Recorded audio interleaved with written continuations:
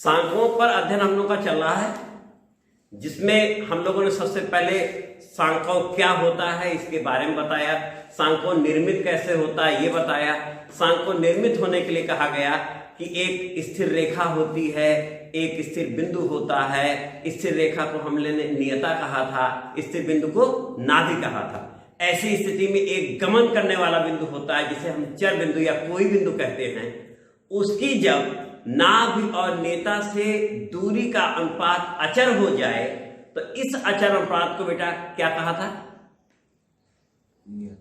इस अचर अनुपात को उत्केन्द्रता कहा था, अंग्रेजी में इसेंट्रिसिटी कहा था हम लोगों ने। तो इसका मतलब उत्केन्द्रता क्या है? नाभि और नेता से दूरी का अनुपात है और वो अचर है, निश्चित है। वह बिंदु चाहे दुनिया के किसी भी कोने में गमन करे, हर समय उसे अचर होना है। ऐसी स्थिति में गमन करने से जो पथ बनता है वो सांको होता है। उसमें भी हमने उत्केन्द्रता को कहा था कि इसे ई से निरूपित करते हैं, eccentricity represented by E. Eccentricity नाम है, अंग्रेजी का पहला अक्षर लिया जाता है तो पहला अक्षर ई ले लिया गया। अब धनात्मक होती ये भी बात हो गई। फिर ई के विभिन्न मानों पर हमारे विभिन्न सांकों बन रहे हैं। यदि ई बराबर 1 हो जाए तो परवलय था जो हम लोग निकाल चुके। ई लेस देन यानी छोटा 1, लेकिन छोटा 1 में ऋणात्मक नहीं धनात्मक, क्योंकि दूरी के बारे में कहा गया दूरी सदैव धनात्मक होती है और उत्केन्द्रता दूरियों का अनुपात है नाभि और नेता से, इसलिए वो सदैव धनात्मक होगी। हाँ, 1 से छोटी यानी 0 से बड़ी, ये भी हम कह सकते हैं। या बराबर, तो वो क्या हो गया?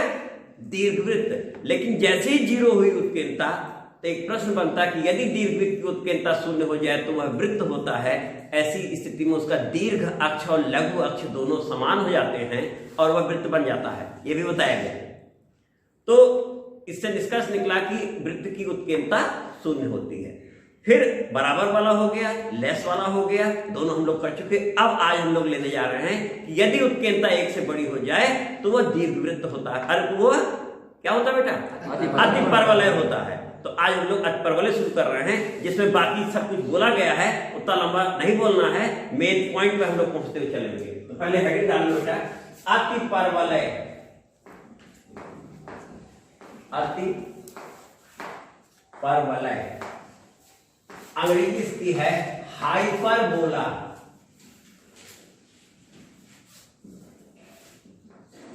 हाइपरबोला,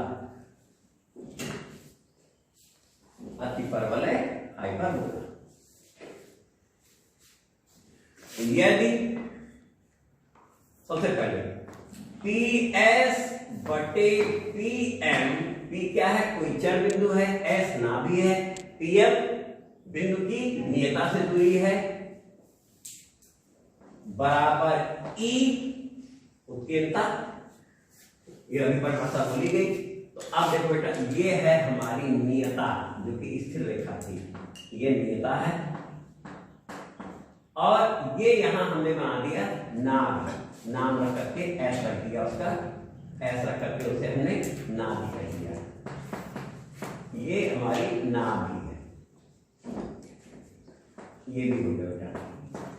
तो ये नियता है, ये नाभि है। अब एक बिंदु है जो गमन करेगा, वो गमन करने वाला बिंदु यहां कहीं हमने ले लिया, यहां ले लिया। ये बिंदु है P और ये हमारा गमन करेगा बेटा। तो यहां से हमने इसे मिला दिया S को, PS हो गया। और इस बिंदु P से नियता पे एक लंब खींच दिया जिसका नाम रखा है PM, ये M हो गया। तो PS बटे PM अचर होगा E और E बड़ा होगा कितने से बेटा? 1 से। 1 E ग्रेटर 1, 1 से बड़ा होगा। तो ऐसी स्थिति में हमारा जो भी ये जब गमन करेगा इस पूरे तल पर, तो जो आकृति बनेगी वो क्या बनेगी? अतिपरवलय बनेगी, हाइपरबोला। अब हमने कहा कि इस सिद्धांत से इसे अब गमन करना है। तो बिंदु P का बिंदुपथ अतिपरवलय, अतिपरवलय होता है। तो अभी जितना कहा है उतना बोला जाए कि ये हमने तुम्हें दिखाई दिया। देखो पीएस बटे पीएम, पीएस बड़ा है, पीएम छोटा है, राशि एक से बड़ी आनी है, अंश की राशि बड़ी है, हर की छोटी है, तो संख्या एक से बड़ी होनी है, और वह अचर है। ये दुनिया किसी कोने में जाए वो अचर है, अचर में भी कुछ मान होगा, वो एक से बड़ा है, जो भी मान है वो मान एक से। ऐसी स्थिति में जो भी चित्र बन के आया वो क्या बना, उस चित्र का नाम क्या रखा गया। तो देखते हुए चित्र बन के आ क्या रहा है, उस चित्र बनाया जाए ना, तो थोड़ी देर के तक भी यहां मिटा दे रहे हैं।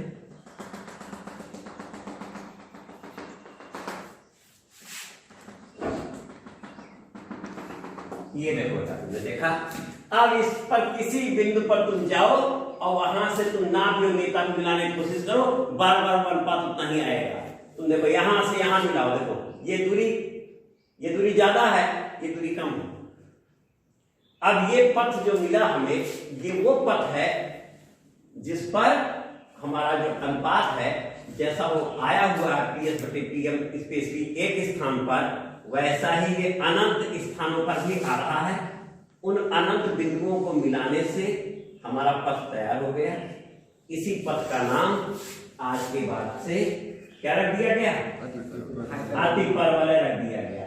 लेकिन ये हुआ कि इतना ही चले थे हम, और भी तो कहीं आ सकता था ऐसा। ये तो आप खाली इधर चल के दिखा दिए। हमने कहा हाँ देखो संभावना तलाशो, तो हम लोगों ने जैसी संभावना तलाशी तो हमें ऐसा ही इधर भी मिल गया, और हमने देखा कि इस स्थान पर अगर P होता तो तुम देखो यहां से लेके S को मिलाओ, दूरी को ध्यान से देखना, और यहां से लंब खींचा, अभी भी तो वो हो रहा है, PS बड़ा है PM छोटा है। यानी इधर भी अगर हम चले होते तो ऐसी स्थिति में भी इस सिद्धांत का पालन हो रहा था।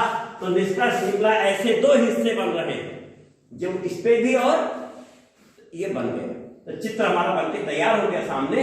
ये जो उधर भी है और इधर भी है, परवलय जैसा है ना, एक धनात्मक दिशा वाला एक ऋणात्मक दिशा वाला परवलय दोनों जोड़े में आ गए, जैसा लग रहा है कि नहीं। लेकिन ये सिद्धांत जो लिखा हुआ है दोनों पे पालन हो रहा है। अब जब आगे ये चित्र बन के आ गया तो ये चित्र देखा तुमने, जोड़े में परवलय है, इसका चित्र जोड़े में परवलय दिख रहा है ना। अब ये इसका चित्र देखते ही पहचान लेंगे ये क्या है, अतिपरवलय है। जैसे ये बन गया तो तुरंत बात हुई कि इसका अक्ष क्या है। किसी भी आकृति का अपना स्वयं का एक अक्ष होता है, और अक्ष क्या होता है, एक रेखा होती है जिसके दोनों तरफ वह आकृति एक समान होती है। ये भी हम लोगों ने कहा था। अब यहां पर जैसे अतिपरवलय की अक्ष की बारी आई तो अक्ष के बारे में हमने कहा था कि नाभि से नेता पर खींची गई लंब रेखा क्या होती है बेटा, अक्ष होती है। तो यहां भी हम नाभि से अब नेता पर लंब खींचने जा रहे हैं। तो यहां लिखा नाभि S से नियता पर लंब SZ खींचा, उसका नाम क्या रखा बेटा हमने, लंब का SZ खींचा, और तथा आगे बढ़ाया, क्योंकि उतना बड़ा नहीं छोड़ेंगे। तो देखते हैं, नाभि से नियता पर लंब खींचा, पहले लंब खींच लिया, नाम यहां Z रख दिया SZ, और फिर आगे बढ़ा दिया, आगे पीछे दोनों। जैसे ही आगे बढ़ाए ये काटती हुई इधर आई, और ये अच्छा नहीं लग रहा है ना, मान लिया जाए ऐसा लगे अच्छा है ना। ये इधर तो लग रहा था, इधर नहीं लग रहा था। अब देखो अक्ष के दोनों तरफ चित्र एक जैसा लग रहा है कि नहीं, लगना चाहिए ना, नियर अबाउट तो लगना चाहिए है ना, तो नियर अबाउट में है। अब ये हमारा क्या हो गया, आगे बढ़ाया। जब आगे बढ़ा लिया तो ये रेखा किस प्रकार की दिख रही थी, क्षैतिज। तो हमने कहा अब ये पूछेगा कि इसका निर्देशांक अक्ष क्या है। एक होता अक्ष और एक होता है निर्देशांक अक्ष। तो हमने कहा क्षैतिज दिख रहा, ला इसी का नाम रख दिया जाए। तो माना यह एक्स अक्ष है आगे हमने आगे बढ़ाया, जो पहले बोलते जो दीर्घ नहीं, क्या नाम है इसका, अति परवलय, जो अति परवलय का अक्ष है। जब लंब खींचा तो ये रेखा क्या कहलाती है, पहले अक्ष कहलाती है। तो ये रेखा क्या है, परवलय का, और हमने अभी कहा क्षैतिज है, इसलिए नाम रख दिया जाए, माना यह एक्स अक्ष है ना, माना यह एक्स अक्ष है, तो इसे एक्स अक्ष कह दिया। आज के बाद से जो चित्र बना हुआ है, ये चित्र किस अक्ष का चित्र हो गया बेटा, एक्स अक्ष का चित्र हो गया। इसका अक्ष जो है वो कहां है, एक्स अक्ष के ऊपर है। तो एक तो अक्ष होता है और एक एक्स अक्ष होता है, दोनों एक स्थान पे ही हैं, तो अक्ष ही एक्स अक्ष है, उसके दोनों तरफ चित्र एक जैसा है, कहीं संदेह नहीं बेटा, क्लियर है नाम से। तो अब जब इतना हो गया तो अगली बारी आई, हाँ यहां बेटा अगला शब्द है, अगली परिभाषा शीर्ष आती थी, सुने, जिस स्थान पर अक्ष को सांकव काटता है वो शीर्ष कहलाता है। यहाँ सांकव कौन है, अति परवलय, काट के जगह रहा, दो जगह काट रहा है, ये भी तो लिखो, अति परवलय अक्ष को, अति परवलय अक्ष को बिंदु ए तथा ए डैश पर काटता है। कहां काट रहा है बेटा, ए तथा ए डैश पर काटता है, लिख नहीं रहे, बोल दे रहे पर काटता है। जो अति परवलय के शीर्ष हैं, जो अति परवलय के शीर्ष हैं, ये दोनों क्या है बेटा, ये दोनों शीर्ष हैं। तो एकदम पक्का परिभाषा कहती है जहां काटता है शीर्ष कहलाता है। इसमें शीर्ष कहां होता है, अक्ष के ऊपर होता है, शीर्ष भी कहां होता है, अक्ष पर, नाभि कहां होती है, अक्ष पर। इतना काम हो गया। अब ये हो गया, जब अब अगली बारी आई कि अभी हम उनको नहीं मिला वाई अक्ष, तो परवलय में आए थे तो शीर्ष पर लंब रेखा खींच दी थी, वाई अक्ष हो गया था। दीर्घवृत्त में आए तो दोनों शीर्ष हो रहे थे, तो निपटारा करने की बात आई तो ये हुआ भैया खींच दिया जाए लंबा अर्धक, दोनों की समस्या दूर रहे, इनको भी दिखे दूर है, उनको भी दिखे दूर है, सेंटर में आ गया। वही समस्या यहाँ भी है उन्हीं की जैसी, यहाँ भी दो शीर्ष हैं, इसका मतलब जो काम दीर्घवृत्त में किए थे वही काम यहाँ भी करेंगे। इन दोनों को किसी को समस्या न होने पावे कि वो पा गए, न यही पाएंगे न वही पाएंगे, दोनों में से कोई नहीं पाएगा। अब लिखा तो ये हम लोगों का एक था ए डैश, माना यह एक्स अक्ष है, ठीक है ना। अति परवलय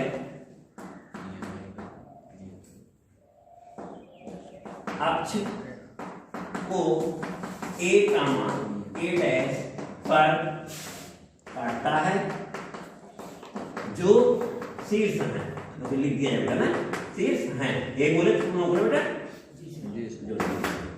अब हमने कहा ए डैश का लंबा खींचा, इसीलिए लिखना जरूरी हो गया था। तो अब हम जा रहे बेटा, ए डैश का लंबा खींचा, ऊपर जो परिभाषा लिखी थी उसे नंबर 1 लिख देना, ये जब इसको मिटाएं नंबर 1 कर देना। ए डैश का लंबार्धक खींचा, का लंबार्धक खींचा, ठीक है। जो अक्ष को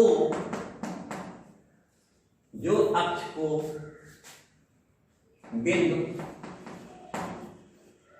ओ, बिंदु ओ क्या है बेटा, मूल बिंदु या बिंदु सी भी बोल सकते हैं, है ना। बिंदु ओ मूल बिंदु पर काटता है, उसे सी भी रख सकते हैं, वो भी रख सकते हैं, क्योंकि ये काटता है। तो लंबार्धक क्या कहां काट रहा है बेटा, मूल बिंदु पे काट रहा है। इसका मतलब लंबार्धक क्या है, जो वाई अक्ष है, जो वाई अक्ष है। इस लंबार्धक का नाम क्या रख दिया बेटा हमने, जब हमने यहां मूल बिंदु कह दिया तो पक्का हो गया वाई अक्ष है। मूल बिंदु तभी होगा जब वाई अक्ष होगा वो, और ये इसका केंद्र भी है, ठीक है बेटा ना। इसे अतिपरवलय का केंद्र भी कहते हैं, इसे अतिपरवलय का केंद्र भी कहते हैं। हो गया। अब यहां पे बेटा काम लोगों का हो गया है। ये बेटा मिट चुका है, इसका नाम क्या था? पी था बेटा ना, पी है। तो जैसे निर्देशांक अक्ष बना तो ये पी एक्स का वाई बन जाएगा, चर बिंदु हो जाएगा। इतनी चीजें बन चुकी हैं और अब बनने के बाद हमारी आवश्यकता क्या है? नाभिक बिंदु है तो उसका निर्देशांक चाहिए, और नेता एक सरलरेखा है, इसका समीकरण चाहिए। जब तक दोनों नहीं मिलेगा तब तक वो जो ऊपर पीएम लिखे थे वो अपना काम नहीं कर पाएगा। तो अब यहां पर तुम देखो, नाभिक के लिए कौन सी दूरी चाहिए? नाभिक के लिए एस जेड, कौन सी दूरी चाहिए? S Z.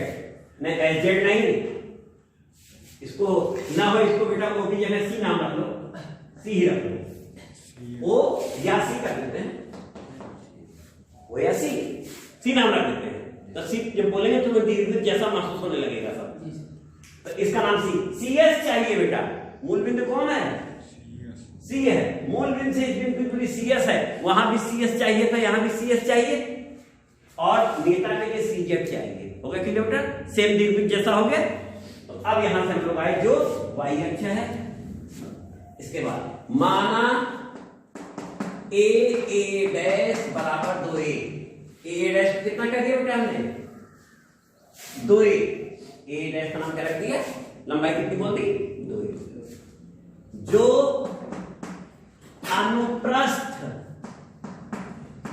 अनुप्रस्थ अक्ष, इसको क्या कहते हैं बेटा? अनुप्रस्थ अक्ष। अंग्रेजी होती है ट्रांसवर्स, TRANSVERSE, ट्रांसवर्स एक्सिस। इसका नाम क्या होता है? ए डैश क्या है? ट्रांसवर्स एक्सिस, अनुप्रस्थ अक्ष। जबकि दीर्घवृत्त में क्या नाम था? ए डैश का दीर्घ अक्ष। बिल्कुल तुमने शुद्ध हिंदी में बोला, दीर्घ धन अक्ष दीर्घाक्ष। देखिए ज्यादा अच्छी लच्छेदार हिंदी बोला, दीर्घाक्ष। वो दीर्घ अक्ष बोलो चाहे दीर्घाक्ष बोलो, संधि विच्छेद कर दिया है ना, तो खैर है। यह है अनुप्रस्थ अक्ष, ट्रांसवर्स एक्सिस। हो गया, इसका नाम हो गया। तो जिसे वहां दीर्घ अक्ष कह रहे थे उसका नाम यहाँ क्या है? अनुप्रस्थ अक्ष। दिमाग में रहेगा तो आसानी रहेगी। तो अब ये हो गया। तथा ये हमने लंब खींचा था ना, लंबार्थक सी पे काट रहा है, ओ भी कहा है, सी भी कहा है, मूल बिंदु है, ओ भी कह सकते हैं। सी ए बराबर सी ए डैश बराबर कितना हो जाएगा बेटा? ए। तो ये सब मिला के नंबर 1 बोल देते हैं, नंबर 2 बोल देते हैं। अभी तक नंबर 1 के बाद कोई नंबर पढ़ा नहीं होगा, यहां तक हो गया। तो अब हमने कहा ये सारी बातें हो चुकी हैं, ये दूरी ज्ञात दूरी है, और ये लंबार्थक है, तो ये दोनों आपस में बराबर हैं। सी ए अब यहां देखने में लग नहीं रहा है, लेकिन जान लो बराबर है। सी और सी ए डैश आपस में बराबर है। अब मिटा के दोबारा बनाएंगे तो उससे अच्छा जानते रहो बराबर हैं, है ना। तो अब इसके बाद इतना जब हम लोग का हो गया, नाभिक नेता ढूंढनी तो पुनः परिभाषा पर 1 मिनट। बिंदु ए तथा ए डैश दोनों कहां हैं? अति परवलय पर है, अक्ष पर भी है, और कहां है? तो पुनः बिंदु ए तथा ए डैश, अब बेटा हम जान रहे, पुनः बिंदु ए तथा ए डैश कोष्ठक में शीर्ष, दोनों है क्या? शीर्ष है, अति परवलय पर है। शीर्ष है तो उस पर है ना, अति परवलय पर है। अतः परिभाषा 1 से, अति परवलय पर है, अतः परिभाषा 1 से 1 क्या कहती है कि अगर कोई भी बिंदु उसके ऊपर है तो उसकी दूरी PS/PM 1 से बड़ी होगी ना। तो यहां से परिभाषा 1 से AS/AZ, ए की नाभि से दूरी, देखो ए की नाभि से दूरी कितनी है? AS, और ए से नेता बेटा लगा नाम कितना है? AZ। देखो AS/AZ भी तो 1 से बड़ा आ रहा है, देख लो, है ना, बराबर ई, और ई 1 से बड़ा, सही बेटा ना। या AS बराबर ई AZ, क्या बेटा यही वहां किए थे। अब जरा हमारा उद्देश्य यहाँ है नाभि निकालना। तो AS को ब्रेक करो जरा, तो देखो AS बराबर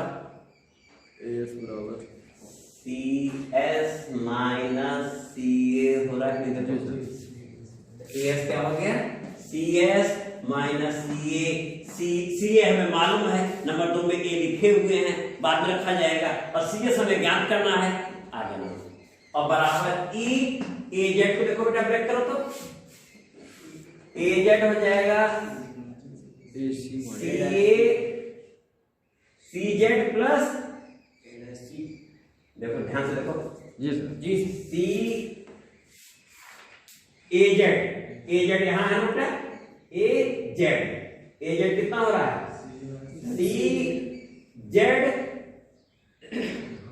CA माइनस CA माइनस हो रहा है बेटा, देखो ना CA माइनस CZ, देखो चेक करो बेटा, AZ CA माइनस CZ छोड़ देते हैं, नंबर डाल छोड़ देते हैं, कितना नंबर होगा बेटा इसका, 3 हो गया। तथा A डैश S तो बोले हैं उस पर है पर वाले पर ना, बटे A डैश S, यहां दूरी देख लो कितनी लंबी है, और बटे A डैश Z, देख लो अभी कोई पालन हो रहा है नहीं बेटा, देख लो हो रहा पालन ना, तो बराबर E और E1 से, या A डैश S बराबर A डैश Z। अब A डैश S को ब्रेक करो बेटा, देखो चित्र में लेकर के A dash S CA dash plus CZ, देखो है ना, CA डैश प्लस CZ, और ये कितना होगा बेटा उसको देखो जरा, A डैश Z, तो A dash C plus CZ, यानी CA डैश प्लस CZ बोल सकते हैं नहीं बेटा, देखो ऐसा ही है, और CA डैश बराबर CA था, तो अगली लाइन में हम लोग उसको बोल सकते थे, तो ऐसा कर रहे हैं मिटा के इसे यहां लिख लें, ये आया है CS माइनस CA ना बेटा, क्यों CS माइनस CA कितना आया है देखिए, देखो CA माइनस CZ है बेटा, नंबर 3 था नहीं, तो कोई CS माइनस CA ये है, नंबर 3 को हमने मिटा दिया ऊपर लिखा हुआ, और इसके नीचे हम इसको लिखते हैं क्योंकि CA डैश CA के बराबर है CS, तो अब इसे हम इसके नीचे लिखा जा रहा है नंबर 4, ये कितना है बेटा,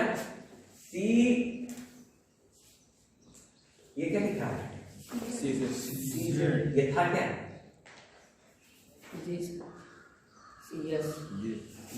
गलत दिख रहा है, CA डैश, देखना बेटा A डैश कितना है, A dash S, CA dash plus CS, ये होगा, तो ये बेटा हो गया CS धन CA बोल सकते हैं कि नहीं, देखो इसे CS धन CA, यही चीज, और बराबर CA धन CZ, बेटा समझ आ रहा है, तो CA डैश CA बराबर है नंबर कितने में, 2 में, नंबर 2 में, आइए नंबर कितना होगा बेटा हमारा 4। अब 2 समीकरण मिल चुके हैं, हमें CS और CZ चाहिए, तो लिखते हैं 3 तथा 4 को जोड़ने पर, क्यों बेटा मिटाते इसे, 3 तथा 4 को जोड़ने पर, 3 तथा 4 को जोड़ने पर, जोड़ते ही 2CS बराबर, अब देखो CZ कट जाएगा, 2E CA बन रहा बेटा ना, या CS बराबर CA होता है ना, AE, क्योंकि CA बराबर कितना है A, CS कितना आगे A भाई, 2 से 2 कट गया A। अब CS यानी मूल बिंदु से नाभि दूरी कितनी है, A ही है, और किस अक्ष पर है, X अक्ष पर है, तो X अक्ष की पहचान क्या है, उसका कोटिकांक 0 होता है, y 0 होता है ना, तो अतः नाभि S कितना आ गई बेटा, A, 0, नंबर 5 जाके छोड़ दिया, नाभि आ गई हमारी, तो नाभि आ गई, यहां भी लिख देते हैं A, 0 नाभि हो गई। हाँ दूरी चूंकि हम लोग ये लिखे थे, इसके अनुसार इसे हम कह सकते हैं a कामा 0 और इसे कह सकते हैं माइनस a कामा 0, क्योंकि हमने CA बराबर CA डैश बोला है, वो भी लिख सकते हैं। हो गया ना बेटा। अब इसके बाद अगला है, अगले में हमने कहा कि 4 में से 3 को घटाने पर, क्यों बेटा, 4 में से 3 को घटाने पर घटा दिया गया। जैसे ही इसमें से इसको घटाए, CS से CS कट गया, ये 2CA बन गया, क्यों बेटा, और यहां CA कट जाएगा, ये 2CK बन जाएगा, बाहर E है ही, समझा बेटा। देखो ये कितना मिला, 2ECZ हो रहा है, 2 से 2 कट जाएगा, CA A है तो CZ बराबर हमने लिख दिया A बटे E, ये A है और E बटे में आ गया, समझा बेटा ना। तो ऐसा क्यों, क्योंकि CA कितना है बेटा, A है, और CZ मूल बिंदु से धनात्मक दिशा में दूरी है इसकी, नियता की, और ये उस पर लंब है, यानी नियता y अक्ष के क्या है, समांतर है, और x अक्ष पर धनात्मक दिशा में a बटे e दूरी पर है। तो आता है नियता का समीकरण, आता है नियता का समीकरण कितना आ गया बेटा, y अक्ष के समांतर रेखा का समीकरण, x बराबर अचर राशि, धन तो धन दिशा, ऋण तो धन दिशा में a बटे e, तो समीकरण x बराबर कितना आ गया बेटा, a बटे, तो हमने यहाँ पर नियता जो बनी है समीकरण इसका लिख दिया, x बराबर a बटे e, क्यों बेटा, सही है ना भी हो गई, नियता हो गई, दोनों निकल गए। और अब समीकरण निकालना है, ना भी नियता ही हमारी जरूरत थी, मिल गई। तो लिखो, पुनः परिभाषा 1 से, फिर पहुंच गए किसके पास, परिभाषा के पास, पुनः परिभाषा 1 से, इधर हटा देना। अब सब हम हटा दे रहे हैं, चित्र में लिख चुके हैं, अब शुरू किया जाएगा।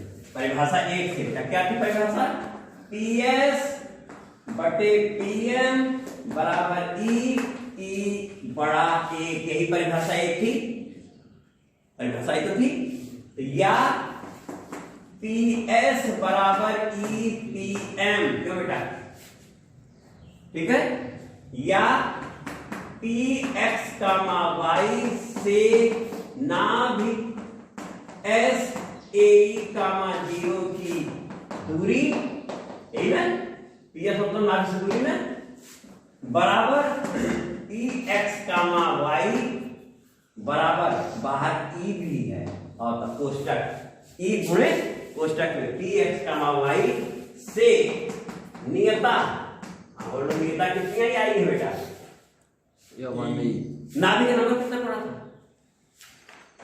4 5, नियता का नंबर 6 डालो, तो x बराबर a बटे e का मतलब हुआ x a बटे e बराबर 0 हुआ, हमने बेटा बोलो, x बराबर a बटे e 6 में था, तो x a बटे e हो गया, नेता की दूरी, बेटा देखो बिंदु से नेता की दूरी, नेता क्या रेखा है। अब ऐसा लिखिए, तो अंडर रूट x ऋण a का वर्ग धन y ऋण 0 का वर्ग बराबर e मान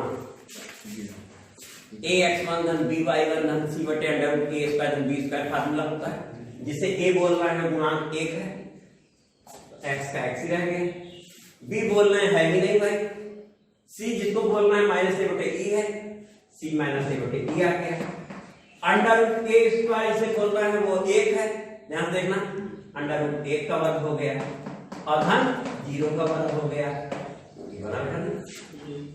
इसे हम चाहें तो बराबर कह सकते हैं ex ऋण a बोल सकते हैं बेटा, देखो मापांक ध्यान में मिल गया ex ऋण a, सही है, दोनों पक्षों का वर्ग करने पर, तो हमने लिख दिया वर्ग करने पर, वर्ग करने पर अंडर रूट खत्म हो जाएगा और अंदर का हिस्सा वर्ग करके लिख दे रहा है बेटा, वर्गमूल खत्म हो चुका है, एक्स स्क्वायर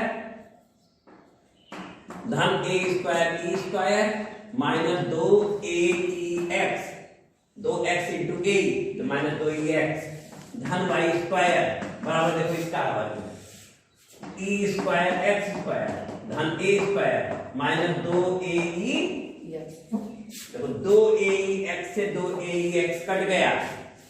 अब जरा देखो जो इस समय बन के आया है यही चीज इस वृत्त में भी तो बन के आई थी, याद आ रहा है?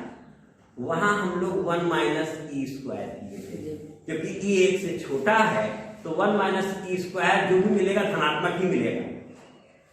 वह हमारे समीकरण को प्रभावित नहीं कर रहा था कि पता चला समीकरण धन में है तो वो ऋणात्मक पैदा कर देगा निशान। तो यहाँ क्या हो रहा है, यहाँ ई 1 से बड़ा है इसलिए ई स्क्वायर ऋण 1 धनात्मक होगा, 1 ऋण करते ही तो ऋणात्मक बन जाएगा। तो इसका मतलब क्या हुआ कि हम लोग इस एक्स स्क्वायर को इधर ले जाएंगे और वाई स्क्वायर को भी उधर ले जाएंगे। तो देखो ये क्योंकि एक्स वाई स्क्वायर जहां जाएगा एक्स के साथ आ जाएगा, तो देखो हमने लिखा एक्स स्क्वायर और कितना बेटा देखो 1 ऋण ई स्क्वायर बना कि नहीं? नहीं, ई स्क्वायर ऋण 1 जी सर, ई स्क्वायर बना जी।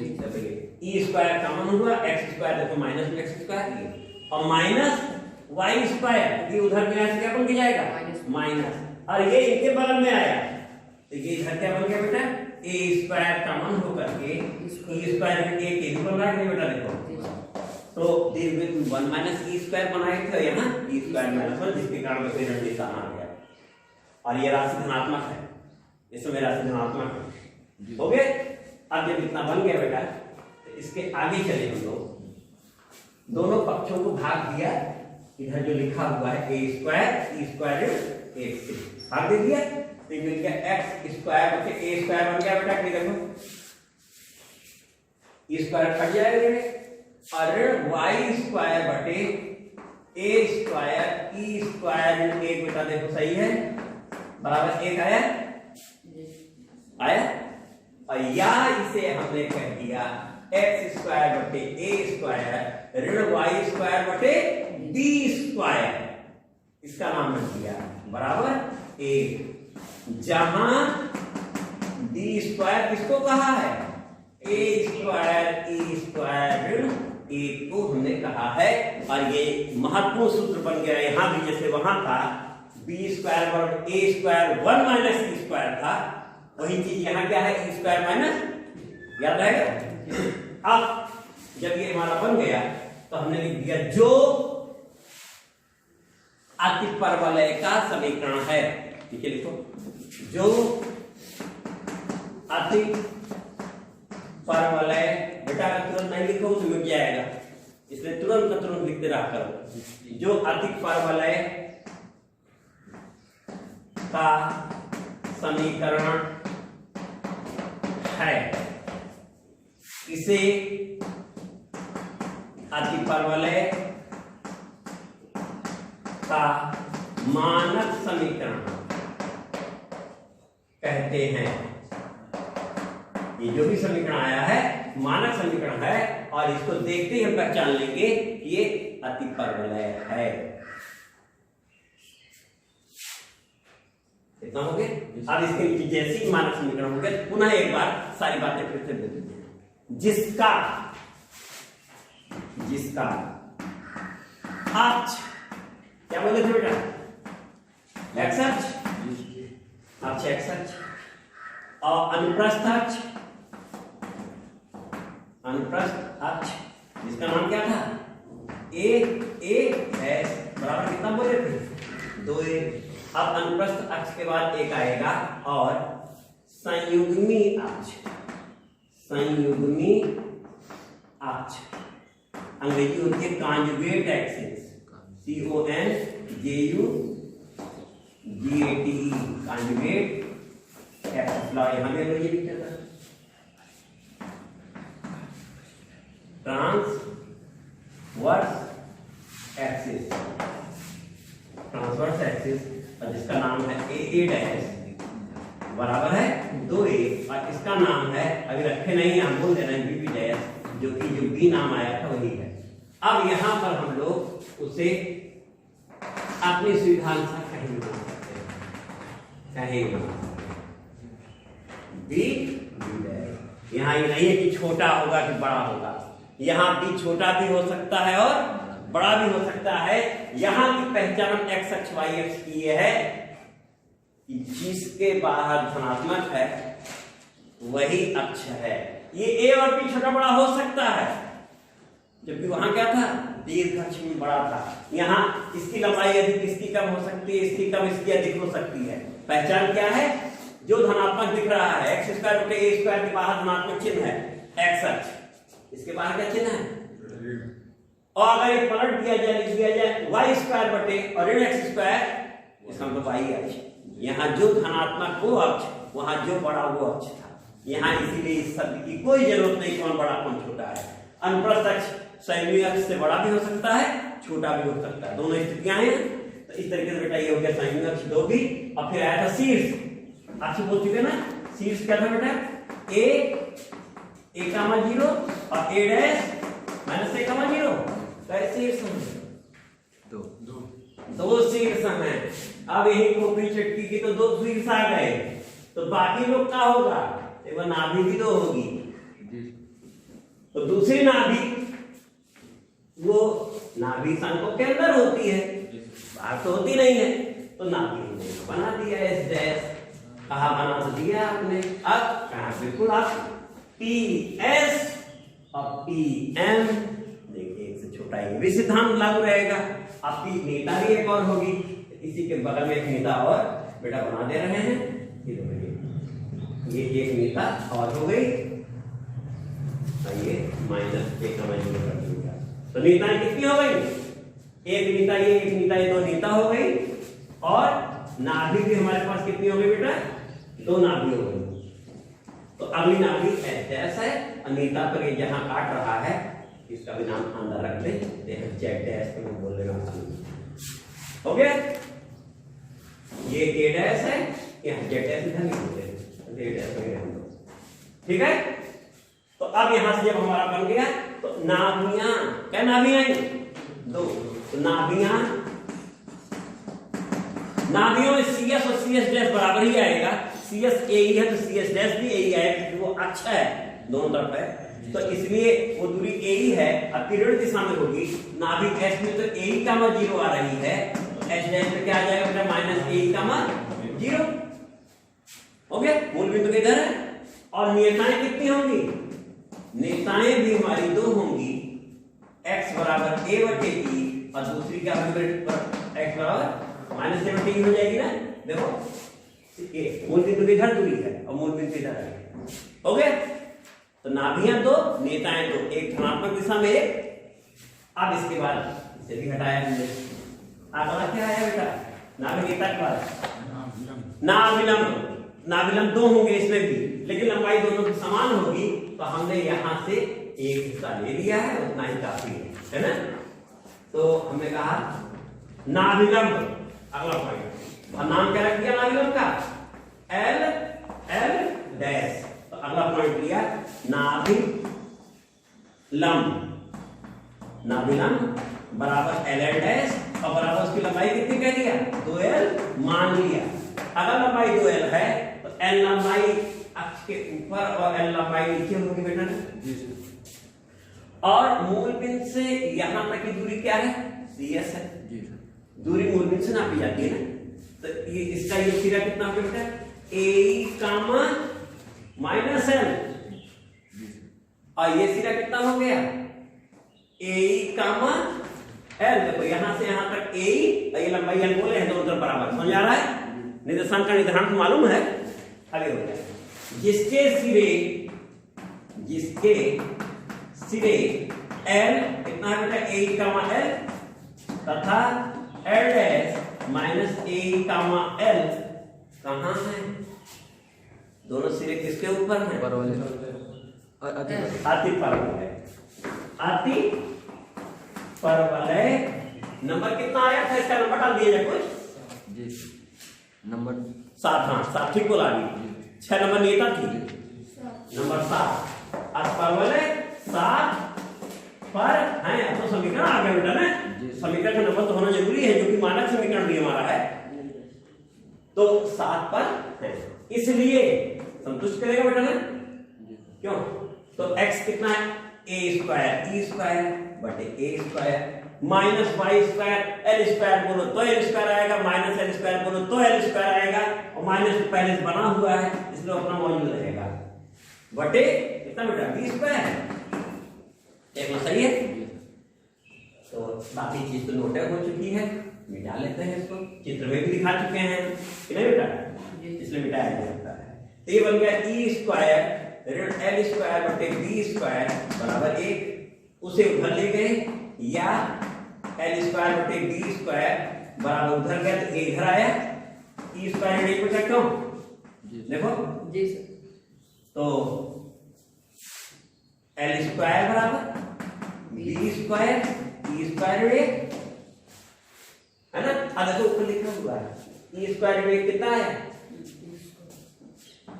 बी स्क्वायर बटे ये बी स्क्वायर तो है ही, ये बी स्क्वायर बटे ए स्क्वायर देखो यहां देखो बी स्क्वायर बटे ए स्क्वायर बी स्क्वायर ऋण ई स्क्वायर ऋण का मान कितना है बी स्क्वायर बटे रख दिया हमने स्क्वायर ऋण का मान वहां लिखा है इसलिए हम सो नहीं कर रहे हैं, लिख देते हैं कि बी स्क्वायर बराबर ए स्क्वायर ई स्क्वायर ऋण से है ना। आप इस तरीके से नोट हो गया बेटा।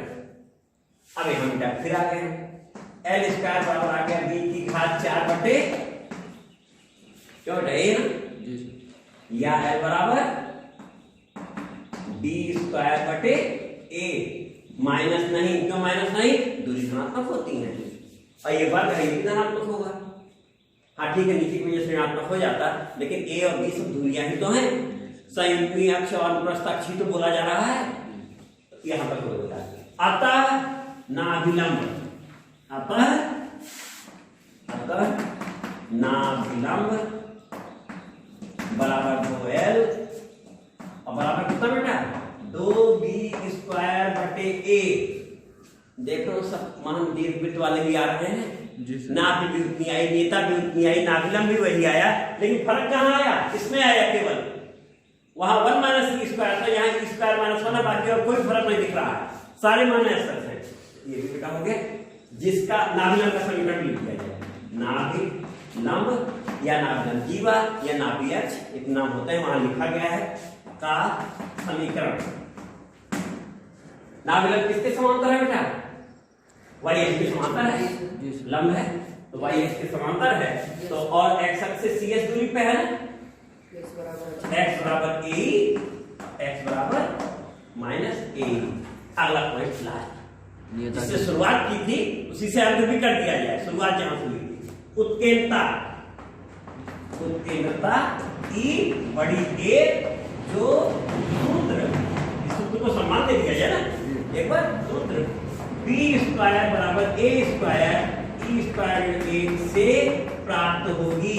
अगर कभी प्रश्न आया तो इसी फार्मूले से हम लोग इसे निकालेंगे। तो इस तरीके से बेटा ये पूरा अध्ययन इस पर हो गया। अब कल हम लोग इसके आगे इसके जो दोनों प्रकार हैं उसको लेंगे और फिर प्रश्न लगाए जाएंगे। Thank you.